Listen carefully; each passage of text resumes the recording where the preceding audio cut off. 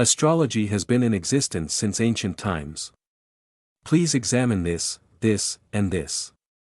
Today, thousands of years of astrological observations remain pertinent.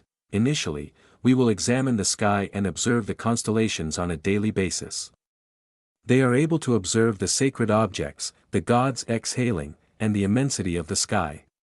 We have seen further and more distinctly than our ancestors could over time. It has been discovered that the sky is not limited to the moon, the sun, and the gods.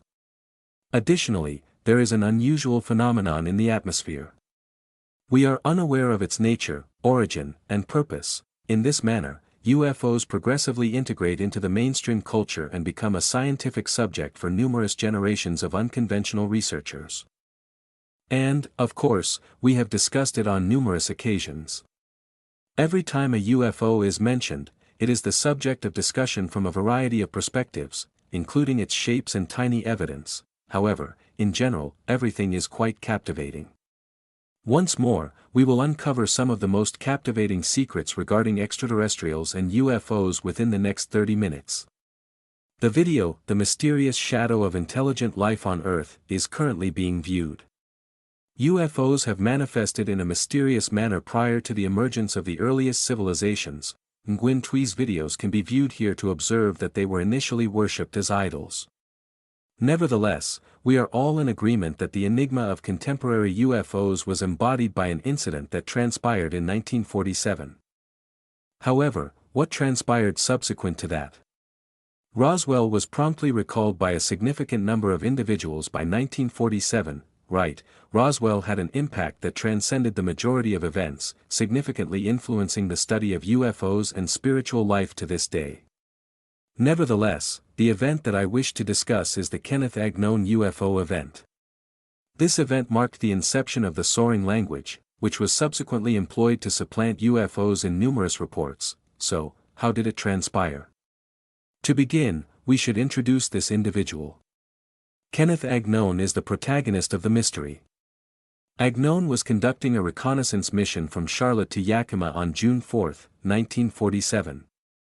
While operating a Core A-2, nevertheless, he elected to deviate from his customary course of flight upon discovering that the reward for the discovery of a USC-46 was a mere $5,000. The Marine Corps was deployed in the vicinity of Uranus.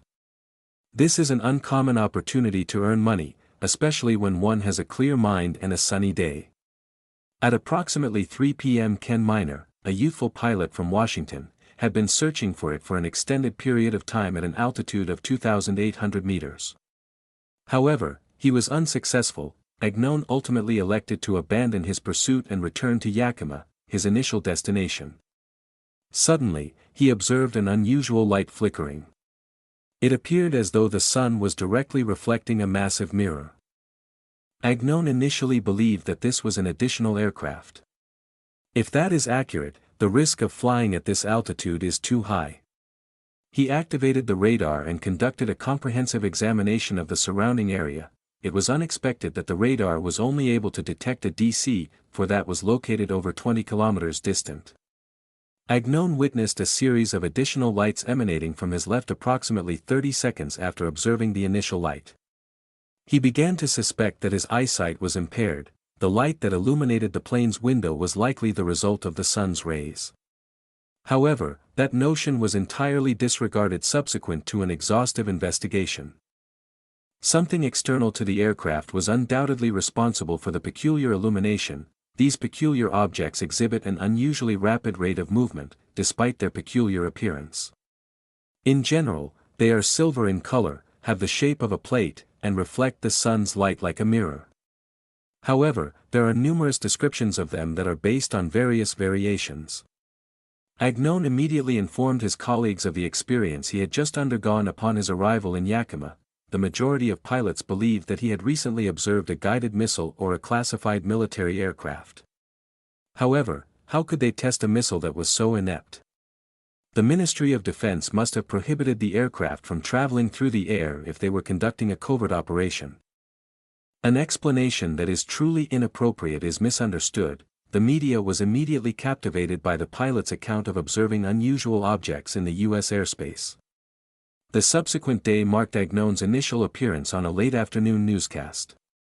Additionally, certain foreign publications reported that he made an appearance on June 26 and was well received by the public. Subsequently, this event has served as a standard illustration in numerous documentaries and research papers. Kenneth Agnon has established a strong foundation for the investigation of enigmatic flying objects, and I am confident that you will concur. Following its publication in the press, the news of Agnon's landing has prompted a succession of reports regarding comparable landing missions. The U.S. Air Force received reports from individuals from all over the world in a brief period of time, confirming that they had observed UFOs or aerial objects. People are contending that these unidentified objects are the result of intelligent organisms from a planet outside the solar system that have visited our Earth. We have heard and analyzed too much about UFO events in the United States. Nevertheless, this peculiar phenomenon was documented not only in the United States but also in other countries around the world. Specifically, from May to September 1947, the time was 9 a.m. In the city of Tashkent, Uzbekistan, individuals were consistently documenting unusual light beams from 10 a.m. to 10 p.m. These light beams are approximately 20% of the moon's diameter at their most intense. In mid-August 1952, a newspaper in Austria also reported the apparition of two unusual UFOs. The commander of the army even shot down a jet to eliminate the UFOs, but he was forced to abandon the investigation after the objects vanished from the sky after approximately 15 minutes.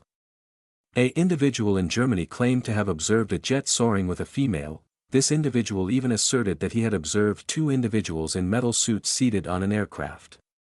The frequency of UFO sightings also increased over time, transitioning from a minor to a larger scope. The symbol may be associated with the UFO sighting in Westall, Australia. A cohort of students and instructors from Westall Middle School at Westall Secondary College had just completed their physical education at approximately 11 a.m. on April 6, 1966. As everyone began to prepare for lunch, they were taken aback by the sight of a peculiar gray object in the sky that was twice the size of a family vehicle.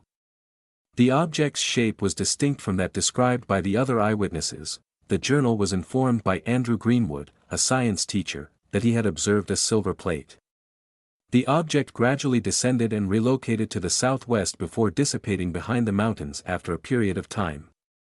The object re-emerged in the presence of over 200 individuals. However, this time, it was pursued by 5 aircraft and appeared to be attempting to flee. It remains a typical instance of UFO sightings in Australia to this day. In reality, since 1947, there have been a few peculiar incidents reported. However, the majority of the information was not retained due to the small number and the absence of receiving and processing agencies.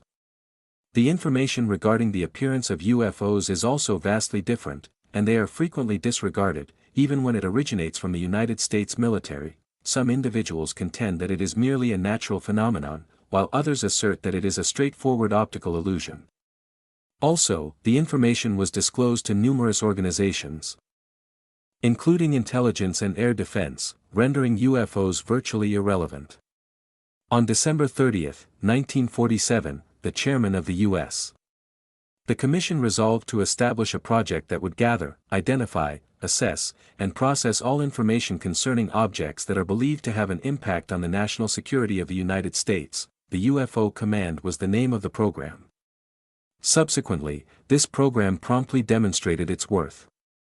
The U.S. Air Force recognized the necessity of intervention by scientists, as it is highly probable that the limited understanding of astronomy has resulted in a significant number of individuals misinterpreting unusual signals as a map. Many astronomical phenomena, as well as unusual light, will be produced when stars, asteroids, or star systems undergo positional changes.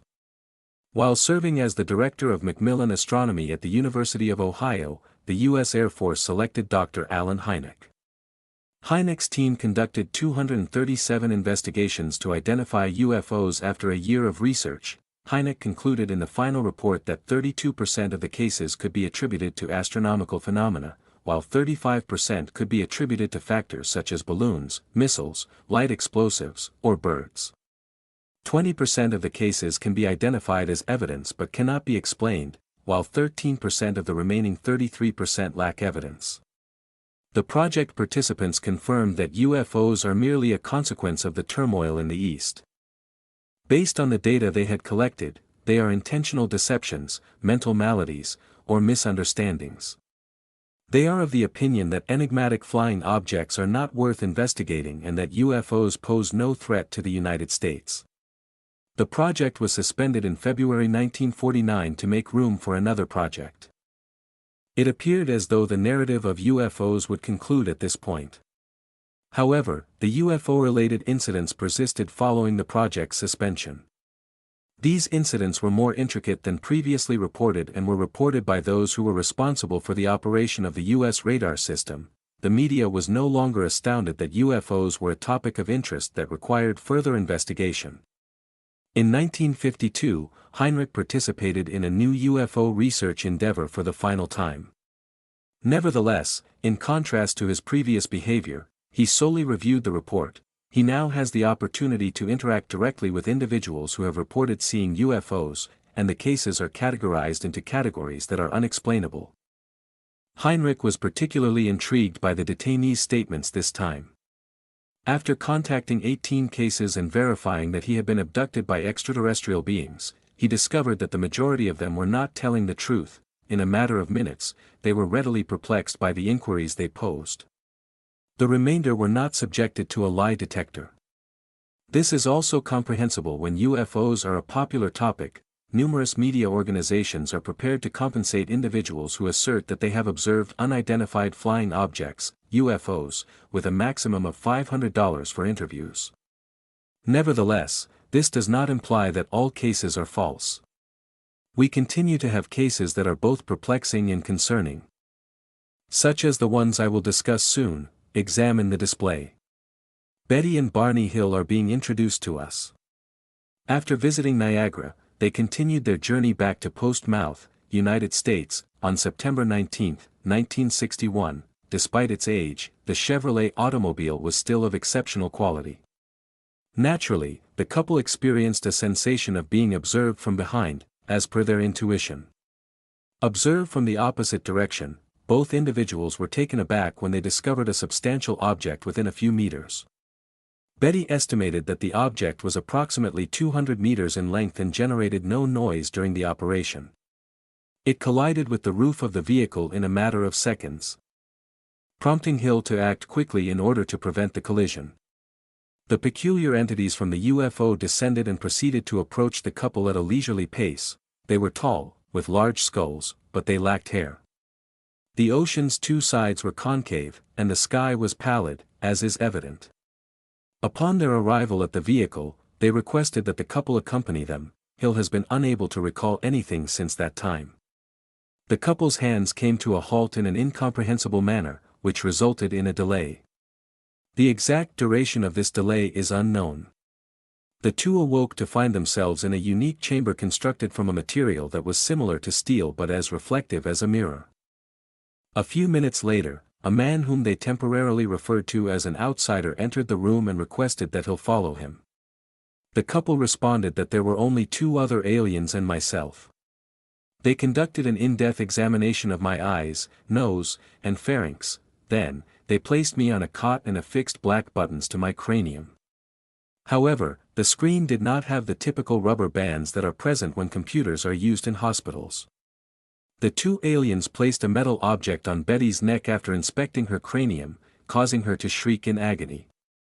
Consequently, they ceased. The peculiarity is that, despite the fact that they never spoke to Betty or Hill, they comprehended every word they said. Therefore, there was a wireless signal that was transmitted through the consciousness.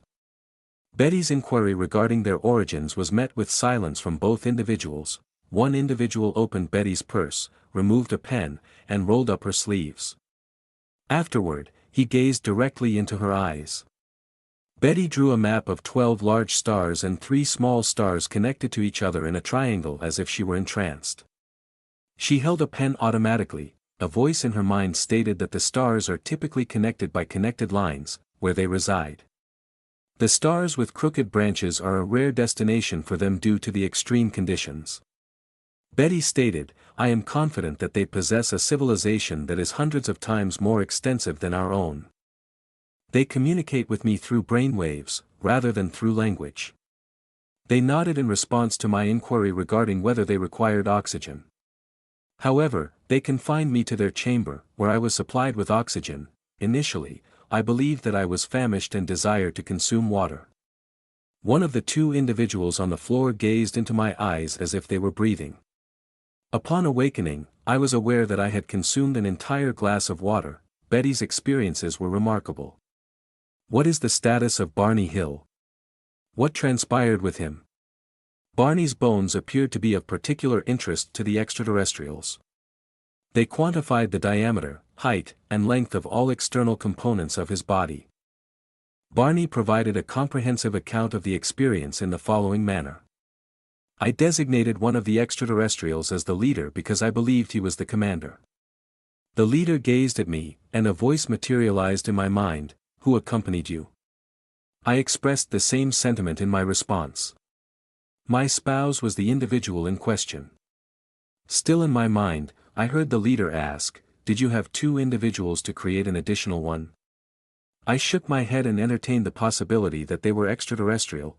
They were not required to marry, however, they were permitted to have offspring. I reviewed my views. The leader grinned. Betty Hill and Barney Hill were liberated the following morning in the same location where they were abducted. This incident generated controversy not only in the United States but also in numerous other countries worldwide.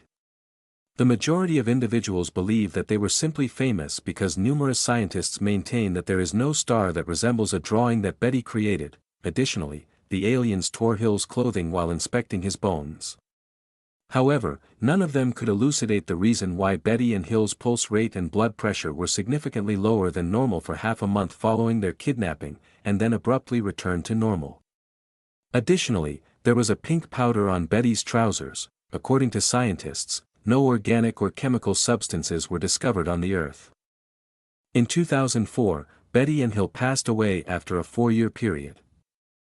The fact that they were abducted may be as peculiar as the majority of other cases. However, in 2015, David Schroeder published a discovery regarding a new star named Zeta Reticuli using the Hubble telescope.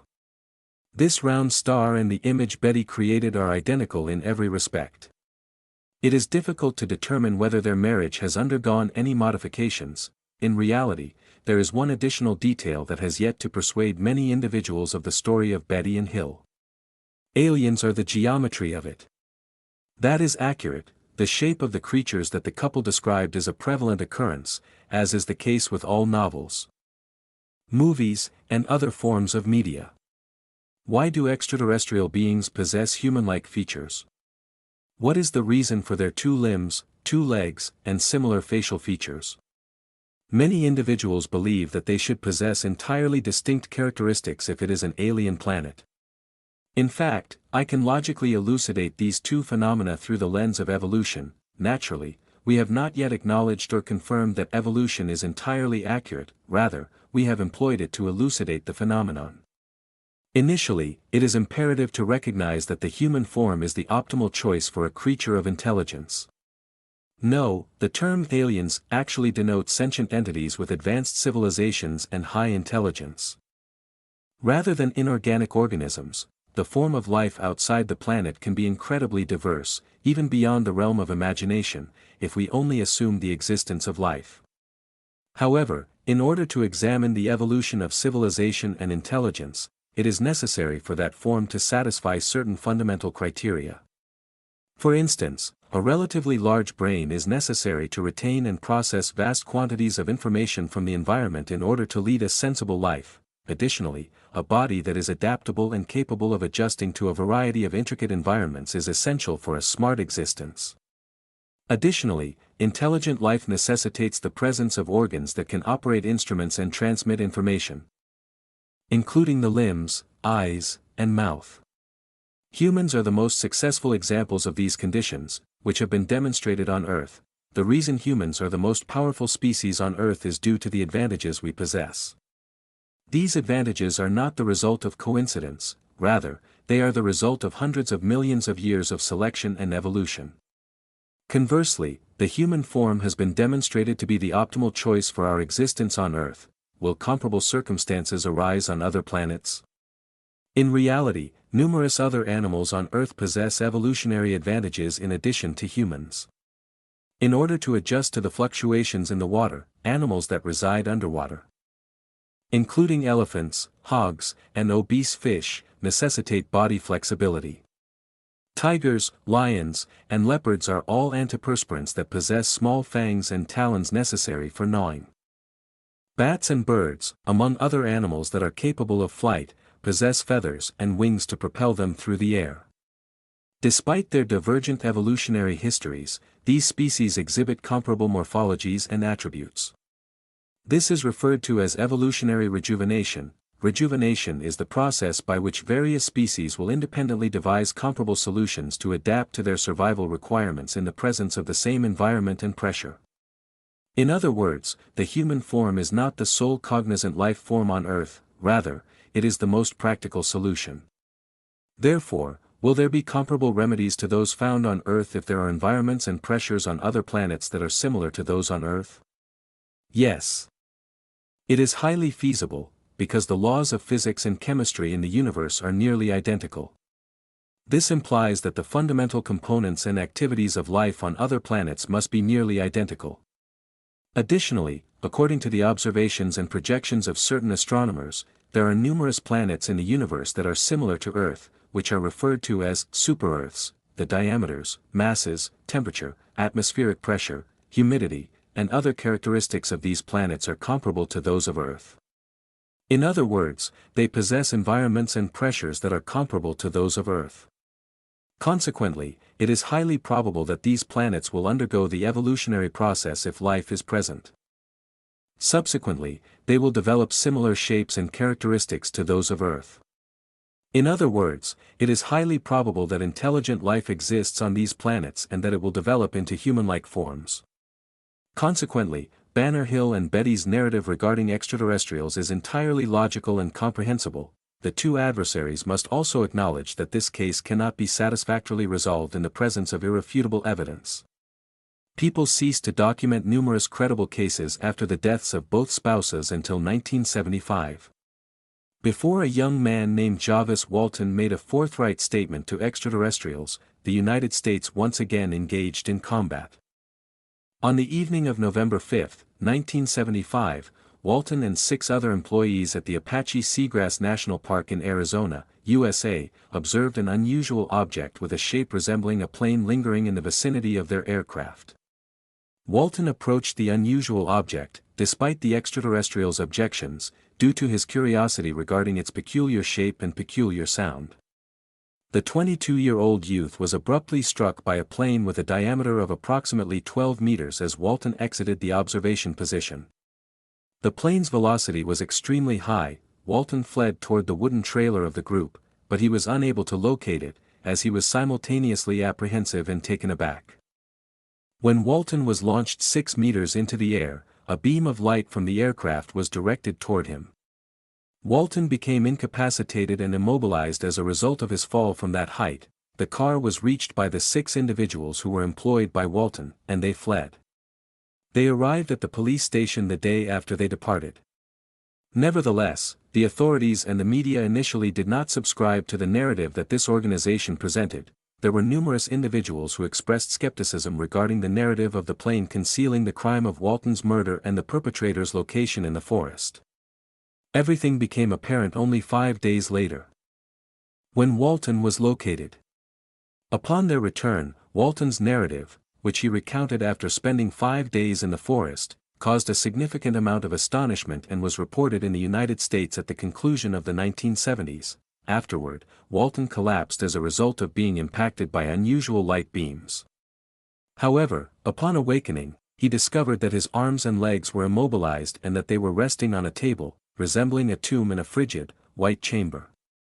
The unique aspect of the room was the presence of 3 diminutive creatures with curly hair, large ears, and hazel eyes. Walton was observed by all 3 entities, and eventually, a creature resembling this one departed. After a brief period, they returned with peculiar protective attire and escorted Walton to an additional room that was even odd than the previous one.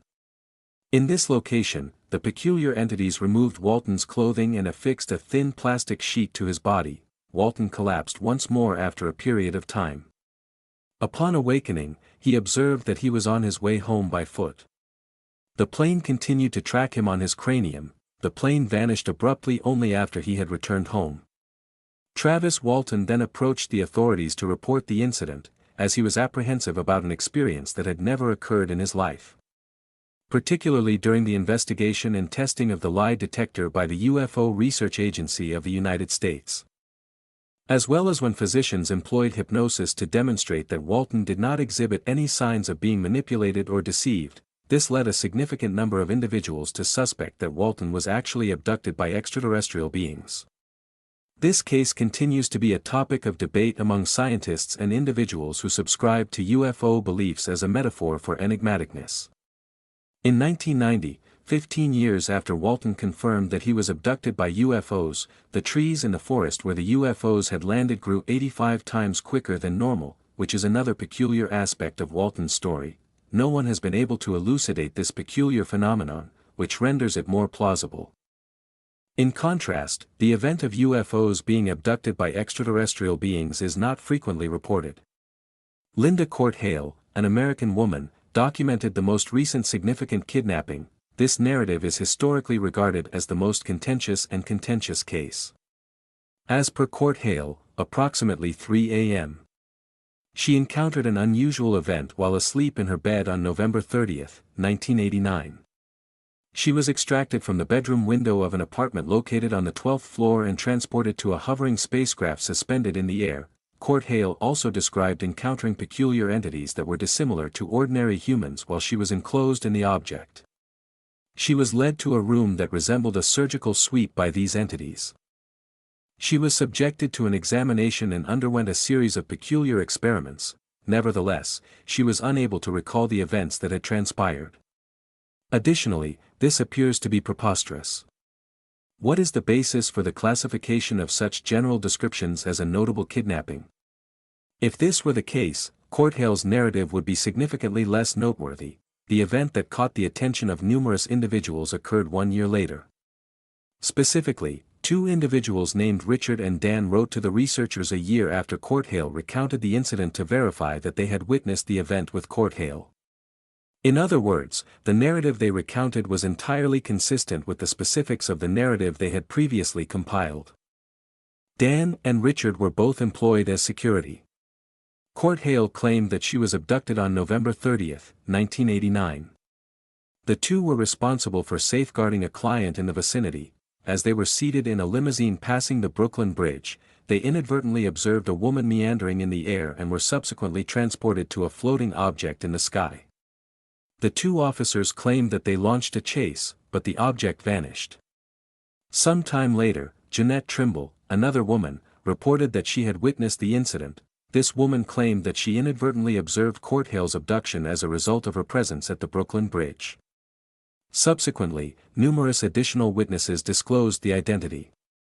As of now, 23 individuals have provided testimony that they observed the kidnapping in Manhattan in 1989. The kidnapping of Court Hale remains an enigma to this day. It is challenging to dismiss the incident as a jest due to the presence of approximately 23 witnesses who have verified the event. In my opinion, these conflicts are sufficient to establish the existence of extraterrestrial beings. It is imperative that we gain a deeper understanding of their origins, actions, and objectives each time they visit this planet. This is the method by which individuals establish connections and safeguard themselves from the most perilous circumstances. Are you of the opinion that extraterrestrial beings are indeed real? Do you have any inquiries regarding the conflicts that we have documented in the past? Kindly submit your inquiries in the remarks section so that we may collaborate to address them. I am grateful for your assistance in the video that was released today. So long, and I look forward to seeing you again.